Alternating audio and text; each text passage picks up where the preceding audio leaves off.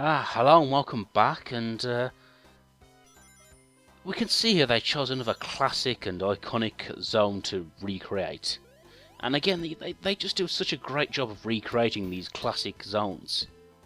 I mean, granted, Sonic CD, Sonic 2, Sonic 3, and Sonic & Knuckles all have their own original zones, but who are we kidding? Sonic 4 is about nostalgia and nostalgia only. Heaven forbid we don't pander to the warning man children. So you might see a certain orange fox with us, flying just now, and it's such a good thing they brought back Tails, because because back in the 2D series, I know multiple characters has become a very taboo topic when it comes to the Sonic franchise. It's like saying, hey, let's give Mario a gun. It's just something people have really resented to recently. But in the 2D era, the multiple characters were welcomed. Tails' flying ability was fun. It gave a whole new dimension to 3 Knuckles, as well as Knuckles himself.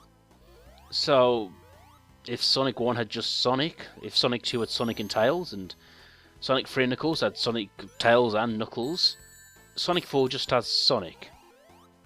And apparently now Tails.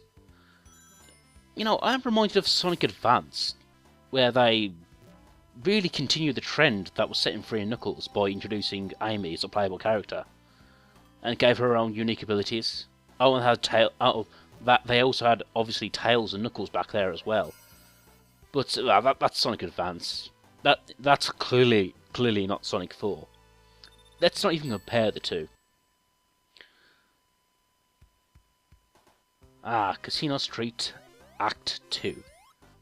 And, that's another issue with the Sonic franchise, is the number of acts. Because the first game had 3 wonderful acts. 3's the magic number, and Sonic 2 had 2 acts per zone, and 3 and Knuckles each had 2 acts per zone. So, they did learn that having 3 acts per zone did get a bit repetitive, a bit samey. So, it's nice to see Sonic 4 has learned from that trope, and this zone has 2 acts in it, and only 2 acts. It's good that they don't stretch things out. And, I'm sorry, this is a really bad part of the game. See, you just saw that.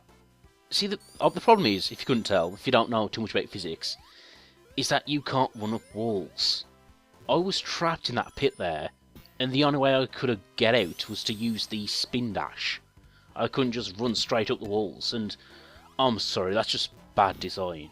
I want to like this game, I want to praise its physics, but something like that I just can't overlook.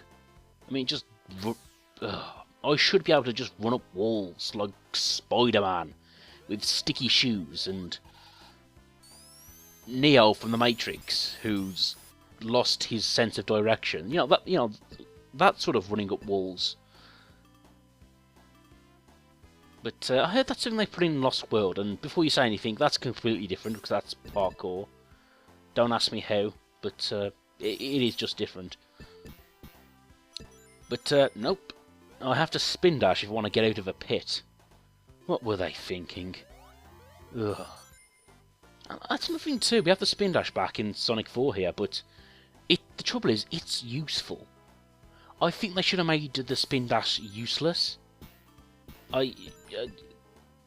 Just made it useless. But anyway, now we're coming up to the boss, and yep, we don't just reuse levels, we use bosses in this theme here. And we see Robotnik in his fabulous contraption here. Although, it would be really cool if he did the screw attack. I know that just seems random, but I got a feeling this boss should definitely be doing the screw attack. For some bizarre reason, I think that would look cool.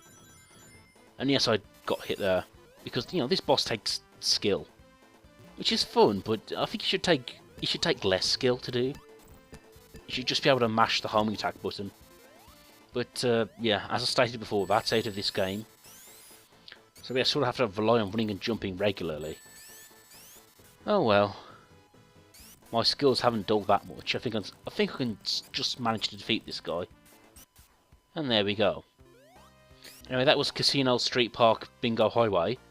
Join me again in Act 2, where we'll be seeing a very wet level.